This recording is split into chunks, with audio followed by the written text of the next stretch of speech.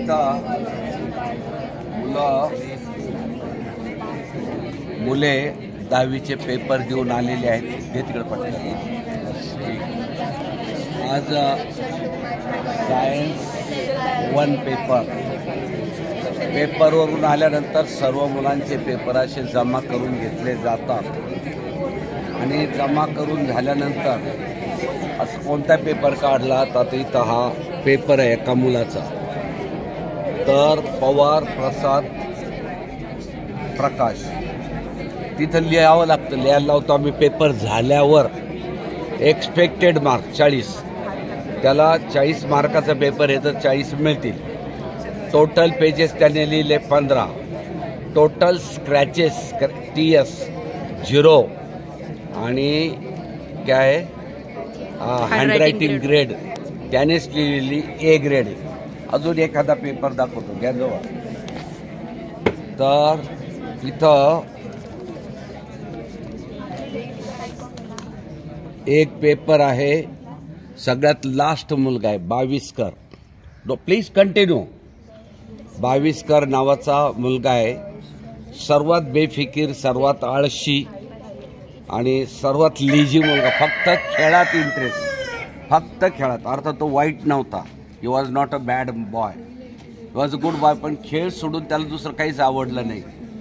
तो आत्ता पेपरवरून आला पहा. त्याचा इथं लिहिलेलं आहे. टोटल पेजेस त्याने 18 लिहिले. त्याच्या स्क्रॅचेस त्याने लिहिले 8 झाल्या. पण 9, 10, 11, 12 झाले असतील. हायएस्ट काय हँडरायटिंग ग्रेड त्याची ये तो म्हणतो पण ती B असेल. आणि एक्सपेक्टेड मार्क तो 30 म्हणतो. पण कमीत कमी 40 पैकी 20, 22, 25 तरी असते. याप्रमाणे हे सर्व प्रश्नपत्रिका जमा करून घेतल्या जातात. त्यानंतर त्यांचे हॉल तिकीट हे सर्व हॉल तिकीट जमा केले जातात. हॉल तिकीट जमा केल्यानंतर उद्या जो पेपर आहे मग एक डिस्कस लाऊड डिस्कस आहे. तिकडे घे सर. इथं पूनम मॅडम शूटिंग करत आहेत आणि हे झाल्यानंतर येऊ दे 4-5 मिनिटात. तर हा पेपर प्रत्येक पेपर झाल्यावर दादाजी या ठिकाणी बसतात. हा 50 वर्षातला हे आहे. माझ्या जागा बदलल्या. पूर्वी आंब्याखाली बसत होतो. आता इथं बसतो. कुठेतरी माझा सगळ्या 9 पेपर 10 पेपर होईपर्यंत कंप्लीट पेपर कधी 1ला सुटतो, कधी 1:30ला, कधी 2ला. पेपर सुटण्याच्या वेळेस मी इथं बसलेलो असतो आणि पेपर झाल्यावर ह्या प्रश्नपत्रिका जमा करतो. हॉल तिकीट जमा करतो जवळ आणि सर्व मुलांना उद्याचा जो पेपर आहे, परवाचा जो पेपर आहे, नेक्स्ट पेपर आहे त्याच्यावर चर्चा. आता ते मुलं चर्चा करत आहे. त्याचा इंडेक्स म्हणजे अनुक्रमणिका तुमचे किती युनिट आहे, कोणते युनिट आहे, प्रत्येक युनिटला वेटेज किती आहे मार्काचं याच्यावर स्टडी होतो. त्यानंतर प्रश्नपत्रिकेचं स्वरूप त्यांनी 100 वेळा पाहिलं पण परत सांगितलं का पहिला प्रश्न किती मार्काचा, A B C D, A मध्ये किती उपप्रश्न, B मध्ये किती, C मध्ये किती प्रश्न, दुसराचा A B C D काय असेल ते, तिसरा, चौथा, 5वा, 8वा, 10वा जो नंबर असतील त्या प्रश्नावर आणि परत त्याच्यानंतर तिसरं यातील खूप इझी चॅप्टर कोणते याच्यावर ते बोलतात 1-2 मिनिट. त्यानंतर सर्वात टफ चॅप्टर प्रत्येकाला जोडून सांगितलं तर टफ युनिट्स कोणते, टफ चॅप्टर कोणते जे तुम्हाला हार्ड जातात आणि त्याप्रमाणे ते चर्चा करतात. ती चर्चा झाली की प्रश्नपत्रिका ताब्यात, हॉल तिकीट ताब्यात आणि मुलं प्रश्नपत्रिका जवळ नसल्यामुळं झालेल्या पेपरवर 1 सेकंडही बोलायला त्यांना चान्स नसतो आणि दुसरा विषय त्यांच्या डोक्यात इमिजिएट घातल्यामुळे इमिजिएट दुसऱ्या विषयावर चर्चा केल्यामुळे तो विषय त्यांच्या डोक्यात आलेला आहे. आणि आता हे मुलं फक्त 15 मिनिटात जाऊन 15 ते 20 मिनिटात कपडे बदलून आणि जेवण करून इथं येतील आणि लगेच आत्ता 1:30 वाजलेला आहे. 1:15ला पेपर सुटला, 1:30 वाजला, 1:30 ते 2 वाजता राईट यांचा पेपर सुरू होईल. 1:30ला राईट एकदम राईट पेपर सुरू होईल.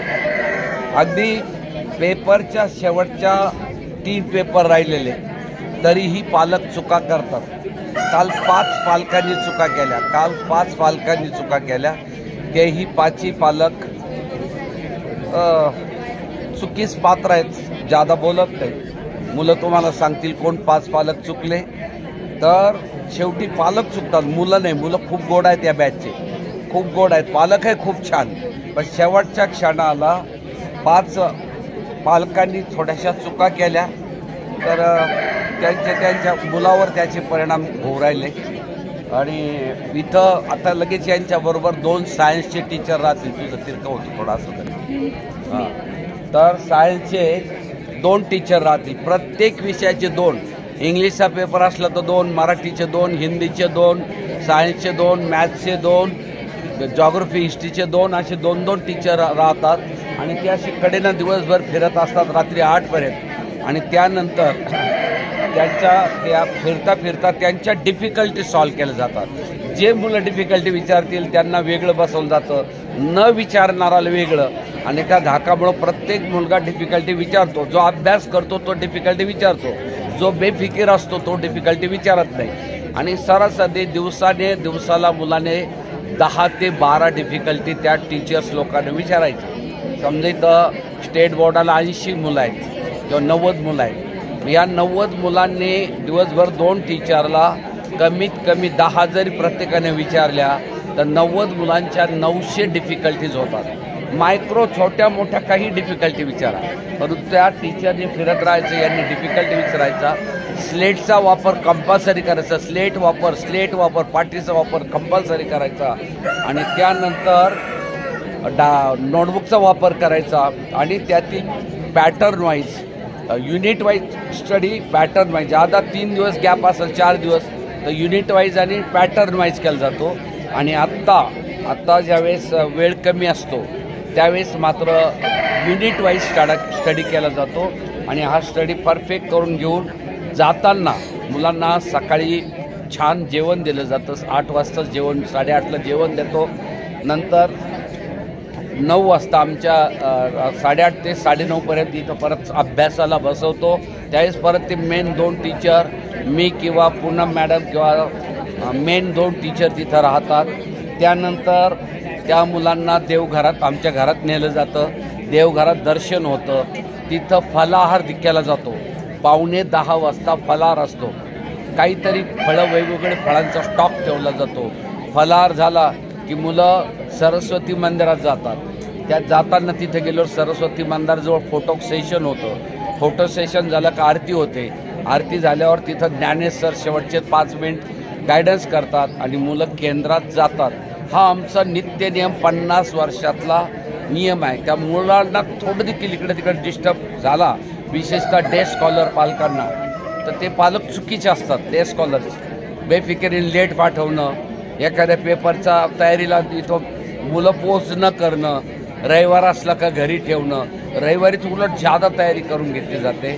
आणि अशा त्या चुका करतात, पालक चुका करतात, खूप चुकीला पात्र असतात. त्यांना ती चूक छोटी वाटते, पण दादाजींच्या दृष्टीने तो अगदी डोंगरासारखी मोठी असते. ती चूक झालेली असते त्या पालकांची. त्या पालकांबद्दल खूप राग येतो मनामध्ये. तो आत्मीयतेनं मुलांच्या कळकळीतून येतो, खूप राग येतो. आणि हॉस्टेलचे पालकांचा केव्हा राग येतो, ज्यावेळेस परीक्षेच्या काळात कार्यक्रमाला न्यायचं, इकडं न्यायचं, तिकडं न्यायचं, तो प्रकार घडतो. त्यावेळेस दादाजींना खूप चीड येते त्या पालकांबद्दलची. ज्या कळकळीने आम्ही तयारी केलेली असते वर्षभर, त्याला बाद लागतो चुकीच्या पालकांमुळे. म्हणून 10वीला आलेल्या मुलांना, 10वीचं बोर्ड काय एखादं 2 वर्ष राहणार आहे. आता 1-2 वर्षांनी बंद होईल, मग तुमच्या मुलांचे हाल होतील. त्यानंतर माझं कर्तृत्वाचे दिवस संपत येतील आणि बोर्ड बंद होईल. पुढे एज्युकेशन फार ढिसाळ होणार आहे, कारण बोर्ड डायरेक्ट 12वीला होणार आहे. 10वीला बोर्ड नाही, मध्ये चेक करायचं नाही. त्यामुळे फार वाईट स्थिती पुढं येणार आहे. जे असेल ते आता आलिया भोगाशी असावे सादर. जे वाढून ठेवलं ते आपल्याला खावं लागेल तुम्हाला. पण आत्ता या पद्धतीने मुलं पहा किती सुंदर डिस्कशन. मी बोलत असताना सर्व मुलं कळकळीने डिस्कशन करत आहेत. उद्याच्या पेपरचं डिस्कशन त्यांच्या डोक्यातून, ऐका इकडं, त्यांच्या डोक्यातून झालेला विषय अजिबात काढून टाकतो मी. काही सेकंदात तिथून इथं येईपर्यंत 100 फुटामध्येच त्यांचा विषय काढून टाकला जातो. प्रश्नपत्रिका जमा करून घेतल्या. आता विषय फक्त उद्याच्या परवाच्या पेपरचा. ही सिस्टीम इथं फॉलो होते. कुठं बाहेर नाही, काही नाही. आणि एखादा मुलगा हॉस्टेलचा आजारी पडला, इतकं तातडीने आम्ही डॉक्टरची व्यवस्था असते, तातडीने औषध असतात, तातडीने सलाईन दिलं जातं, तातडीने सगळी केअर घेतली जाते. प्रचंड ताकदीने, प्रचंड स्पीडने चांगले बेस्ट ऑफ द डॉक्टर आणून काही प्रॉब्लेम आला तर आम्ही लक्ष देतो. परंतु याचं चीज केव्हा होतं, ज्यावेळेस पालक 100% साथ देतात, 100% विद्यार्थी 100% सिन्सिअर राहतात, त्यावेळेसच हे शक्य असतं.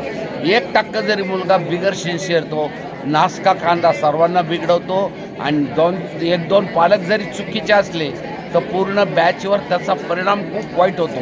मी फायनल स्टेजला आलेले 50 वर्षात एकही मुलगा चुकीचा नाही. चुकीचे पालक आहेत, काही पालक चुकीचे आहेत.